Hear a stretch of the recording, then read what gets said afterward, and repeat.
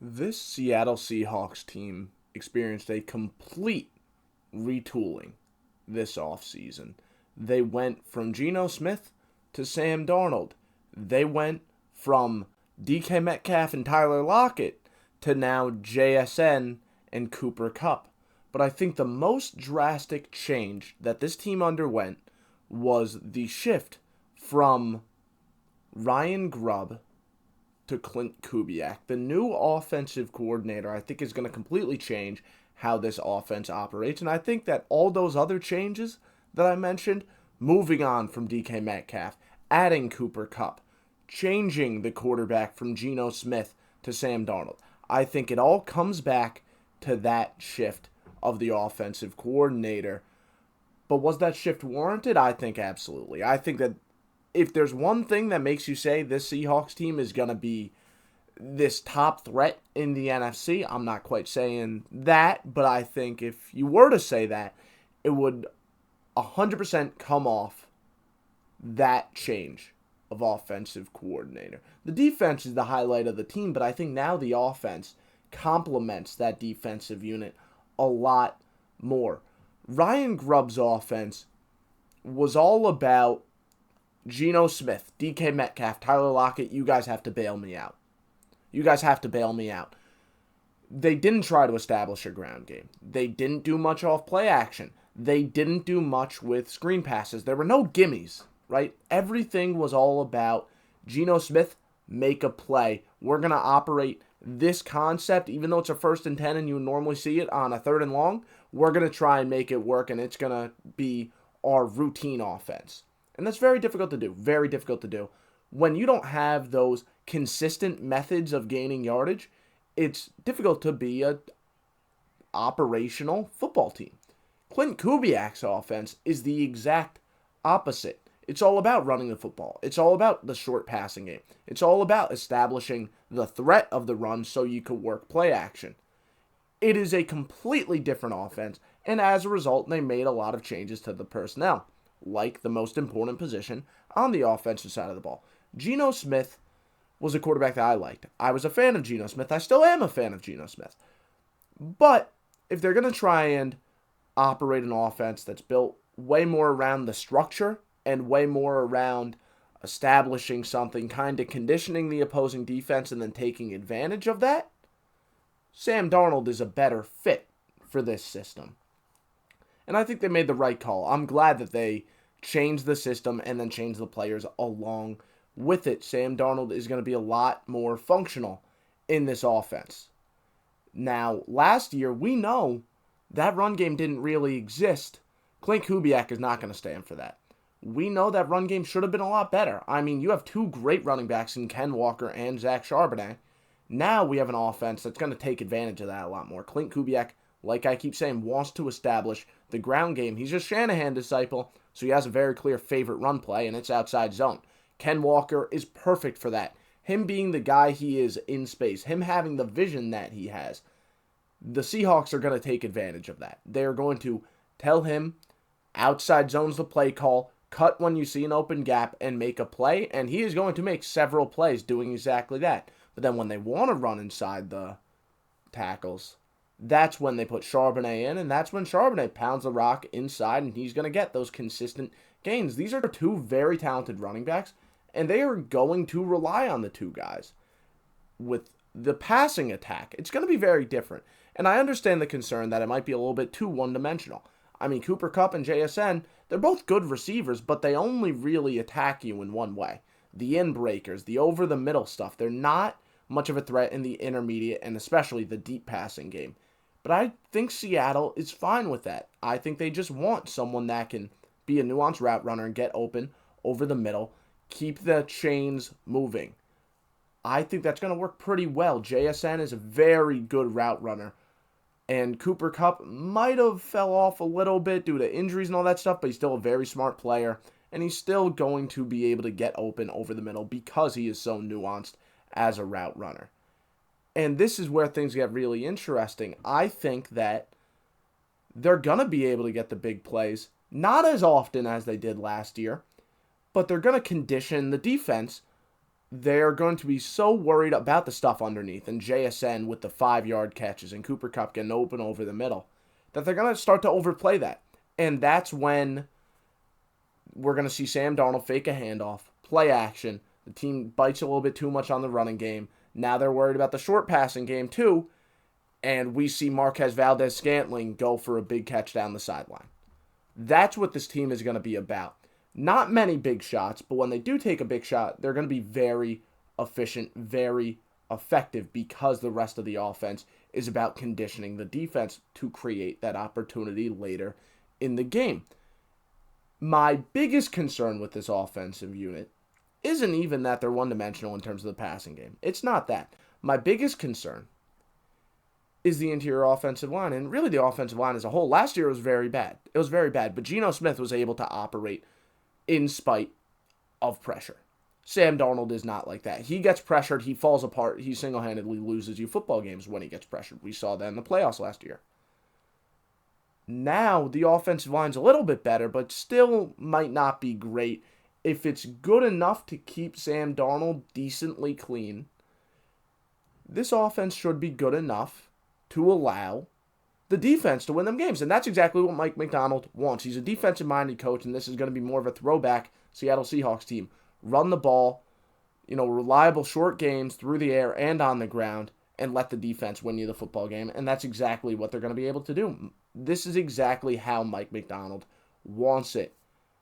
He's going to run a scheme that can single-handedly win them football games. I mean, all the disguised coverages, sim pressures, the blitzes, all of that really can catch offenses off guard. And if you're not prepared to see that stuff, and you don't have a quarterback that can process all that, this defense can take a game over. It can. And that's without mentioning the talent. I think just the scheme can take a game over.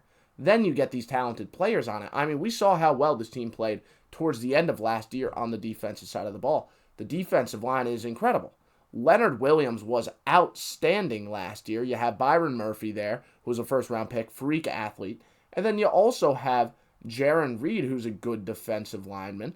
And then on the edge, they're 4 deep. They added DeMarcus Lawrence. They have Uchenna Nwosu. It's a deep defensive line. They have Derek Hall, Boye Mafe. It's a really deep defensive line right here. And they're going to be able to get after you, and they're going to have some of those guys dropping back into coverage. Even a big guy like Byron Murphy, you might see him drop back into the hook curl. That's very possible, because that is exactly how Macdonald wants to run things. He wants this defense to be undiagnosable pre-snap, and he has a personnel grouping that allows him to do that. He has depth that allows him to do that. And more importantly, he has the you-know-what to go ahead and call a play where there's 3 defensive linemen dropping back into coverage. That's what makes Mike Macdonald so special. He's willing to call these plays where Devon Witherspoon and 2 linebackers are blitzing and everyone else is dropping back into coverage. That's what he'll do. He's willing to call these plays where the safeties are going to rotate post-snap, and that leaves them very vulnerable in one area of the field. But he doesn't care. He doesn't think the ball's going to go that way, so he's going to really double down on that exact thing. He has personnel that's going to allow him to win games defensively while running that type of scheme. Devon Witherspoon, Tariq Woolen, those are 2 very, very good corners. Devon Witherspoon especially as a nickel, outstanding player. Now, there are some rumors that Nick Amenawari, their second-round pick, who they traded up to get, might be playing nickel for them a little bit, which means we might see Witherspoon out as an outside corner. That would be really fun to see. A lot of these guys are kind of positionless players, though. There will be plays where Nwosu is lined up as an off-ball linebacker. There will be plays where we see Ernest Jones on the edge, on the line of scrimmage. That's going to happen. Be prepared for that, because that is how Macdonald runs this defensive system.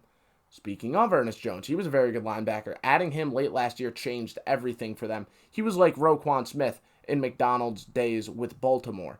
They added him, everything suddenly shifted. Kobe Bryant as a safety for them.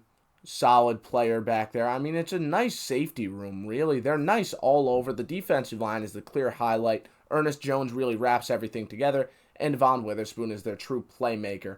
In the secondary, Nick Amenawari is going to be a nice Swiss Army knife off the bench. early in the year until he truly establishes himself in a certain role. It's a really fun defense because of how much they shift post-snap. They're going to confuse a lot of teams. They're going to win games on that side of the ball while the offense complements that. The question is, in such a tough division, what will the schedule look like? What will the record look like for them? So, looking at the Seahawks, it's a damn shame because the NFC West has really easy schedules, generally. But, in terms of when some of these games are placed, some of the teams are playing compared to the other teams in their division, it kind of sucks because the Seahawks got a little bit of the short end of the stick compared to the other teams in their division. Still 9-8, good record. Good record. Like, I think they're a good team, but they're a tough division with other good teams, and I have them getting upset just a few too many times for them to make playoffs in this rendition of the season, right? Now, is there a world where they make playoffs? Absolutely, and we're going to go through it. Some of the games I have them losing, very easy world where they win it. Like week 1. Like, they're the home team. Season opener. That Seahawks stadium, we know, gets rowdy, gets loud. I could absolutely see a Seahawks win in week 1 against San Fran. I just have San Fran winning it. They need to bounce back. They need to start next season strong after how last season went for them.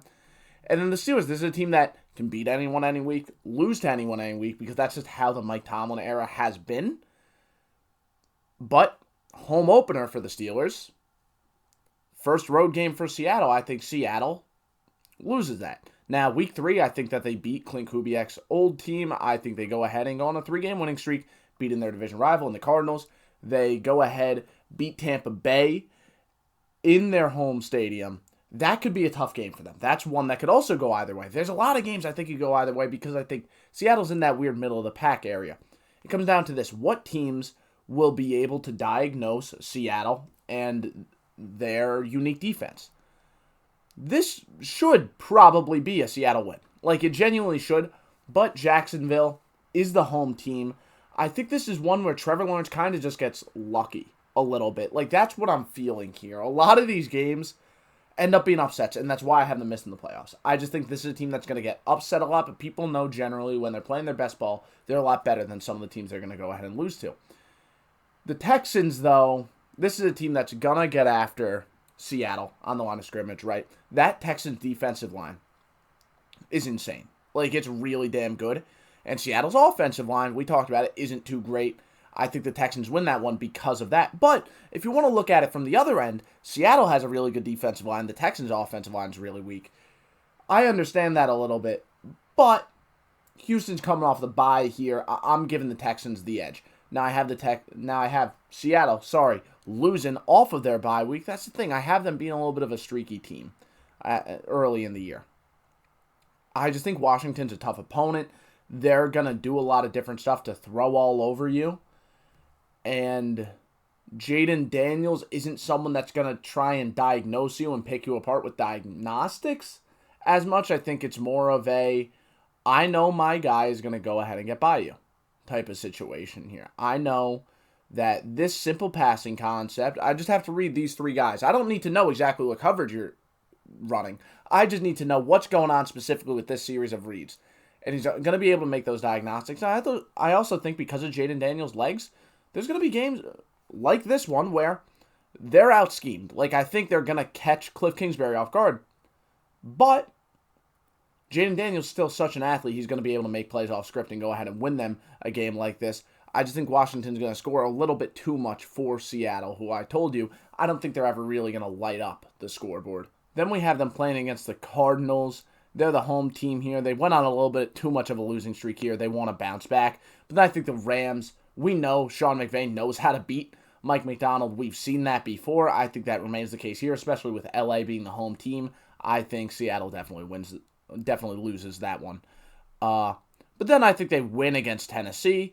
I think Kevin O'Connell is going to have everything set up well for J.J. McCarthy. You know, he's going to make sure that he's prepared to face off against such a unique defensive unit, because of that, I don't think Seattle's defense will be able to take the game over like you usually would expect. I think J.J. McCarthy gets, I don't know if you would consider an upset, but Seattle is the home team. I think the Vikings are going to win on the road because I think Kevin O'Connell prepares the team properly. But then I think Seattle does what they need to do the next 3 weeks. They go on a win streak, including a win over LA. Now that Seattle's the home team, I think they're going to be able to split that series.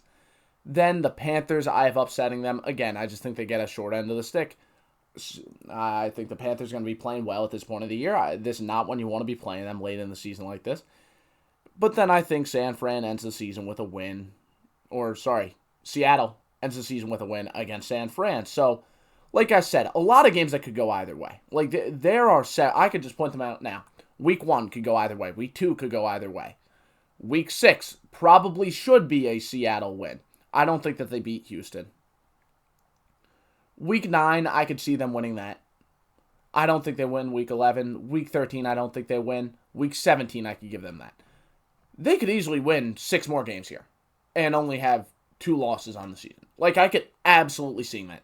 But I just have a couple more upsets happening with this team because looking at the other schedules, I just think this is not when you want to play Jacksonville. If you look at my Jacksonville video, you'll see they're in a spot where they kind of have to win around right there. Mike McDonald off a bye, have them losing that because I think Washington either matches up really well against them or really poorly. We're going to see how that looks. I think Kevin O'Connell's going to have them prepared. I think the Panthers late in the season are going to be trying to prove something, prove that they improved as a team, and as a result, they need to win in Week 17. So I have Seattle finishing 9-8. They have a relatively easy schedule, but not as easy as the rest of their division, and because of that, they missed the playoffs. Their division's also really tough, and I think that they end up kind of getting screwed over in that way. But Seattle's a good team. Like, do not get it twisted. I think they're very good. They have a winning record here, and this is almost like their worst-case scenario. Honestly, this is close to their worst-case scenario, and I still have them going 9-8. Seattle Seahawks, good team. Watch out for them.